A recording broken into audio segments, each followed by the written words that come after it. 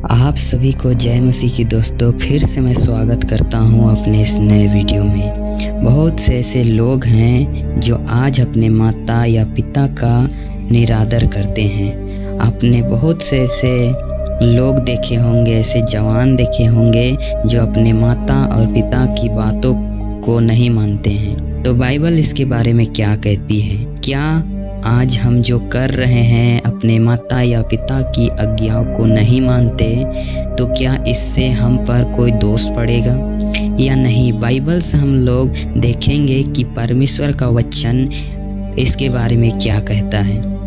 तो आइए हम परमेश्वर का एक वचन पढ़ते हैं। लय व्यवस्था का किताब उसका 19 अध्याय और 3 पद। इसमें इस प्रकार लिखा है, तुम अपनी अपनी माता और अपने अपने पिता का भय मानना और मेरे विश्राम दिन को मानना। परमेश्वर का वचन हमसे कहता है कि तुम अपने माता और पिता का भय मानना। आज आप लोग संसार में देखे होंगे कि छोटे से छोटे बच्चे भी आज अपने माता पिता का भय नहीं मानते। 10-15 साल के बच्चे भी आज जैसा उनका मन करता है वैसा जीवन जीते हैं, लेकिन परमेश्वर का वचन हमें ऐसा नहीं सिखाता।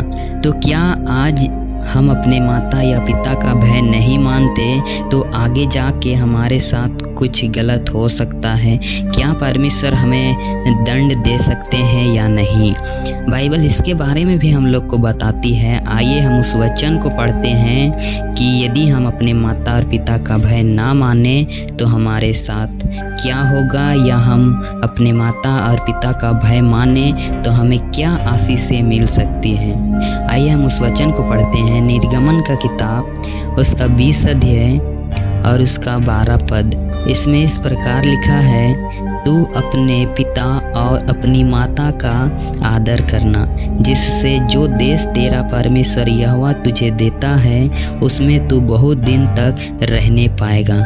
इस जगह में परमेश्वर ने मूसा को 10 आज्ञाएं दी और परमेश्वर ने केवल मात्र इस एक ही आज्ञा में, इस वचन के साथ केवल एक ही प्रतिज्ञा जुड़ी हुई है कि यदि तू अपने माता और पिता का आदर करे तो जो देश परमेश्वर यहोवा तुझे देगा उसमें तू बहुत दिन तक रहने पाएगा। यदि आज हम अपने माता और पिता का आदर करते हैं तो हमारी आयु निश्चय ही बढ़ेगी। हम बहुत दिन तक इस पृथ्वी पर रहने पाएंगे और बहुत से लोगों की यह इच्छा होती है कि हम ज़्यादा से ज़्यादा दिनों तक जिएं, और परमेश्वर की यह आज्ञा भी है कि हम अपने माता और पिता का आदर करें। और यदि हम ऐसा करते हैं तो हमारी आयु भी बढ़ेगी, क्योंकि परमेश्वर के वचन में लिखा है। और ज़रा सोचिए, जो माता और पिता आपको बचपन से लेके इतने बड़े कर दिए, क्या आप 2 पल के खुशी के लिए अपने माता और पिता को ठेस पहुंचाते हैं, उनके दिलों को ठेस पहुंचाते हैं 2 पल की खुशी के लिए? और आप भी यदि गहराई से सोचें तो आप जो करते हैं वह भी एक हिसाब से गलत है, लेकिन हम वही करते हैं जो हमें अच्छा लगता है। लेकिन वह कहीं ना कहीं यह काम गलत है जो हमें अच्छा लगता है, क्योंकि हमारे माता पिता ने हमसे ज़्यादा दुनिया देखी हुई है कि वे जानते हैं कि क्या सही है क्या गलत है। ज़रा सोचिए, आपको इतना बड़ा कर दिया आपका माता पिता पाल पोस कर, आज हम उन्हीं को भूल जाते हैं 2 पल की खुशी के लिए। और यदि हम अपने माता पिता का आदर नहीं करते तो बाइबल इसके बारे में भी कहती है कि हमें क्या सजाएं मिल सकती हैं। पहली बात तो हमारा आयु घट जाएगा, क्योंकि परमेश्वर के वचन में हमने पढ़ा। आइए हम एक और वचन को पढ़ते हैं। लय व्यवस्था का किताब उसका 20 अध्याय और 9 पद। इसमें इस प्रकार लिखा है, कोई क्यों ना हो जो अपने पिता या माता को श्राप दे, वह निश्चय मार डाला जाए। उसने अपने पिता या माता को श्राप दिया है, इस कारण उसका खून उसी के सिर पर पड़ेगा।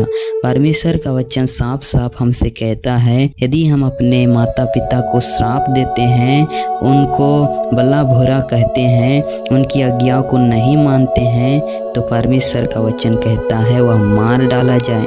परमेश्वर ने इस्राएलियों को आज्ञा दिया था कि तुम अपने माता और पिता का आदर करना, लेकिन यदि तुम आदर ना करोगे तो तुम निश्चय मार डाले जाओगे। ऐसा परमेश्वर का वचन हमसे कहता है। इसीलिए मेरे दोस्तों, हमें अपने माता और पिता का आदर करना है, क्योंकि आज हम जो कुछ भी हैं अपने माता पिता की ही दया से हैं, वरना आज हम इस पृथ्वी पर भी ना होते। जरा सोच कर देखिए उस पल को जिस समय आपकी माता ने आपको 9 महीने अपने पेट में रखा।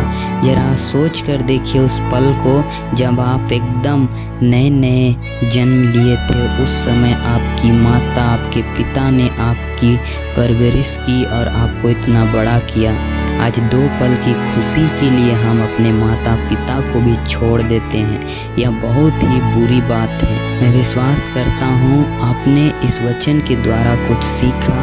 यदि आप इसी तरह के वीडियो मसीह से रिलेटेड देखना चाहते हैं तो हमारे चैनल को सब्सक्राइब कीजिए, लाइक कीजिए और घंटी को भी दबाइए, ताकि जब भी हम इस चैनल पर वीडियो अपलोड करें वह सबसे पहले आप तक पहुंच सके।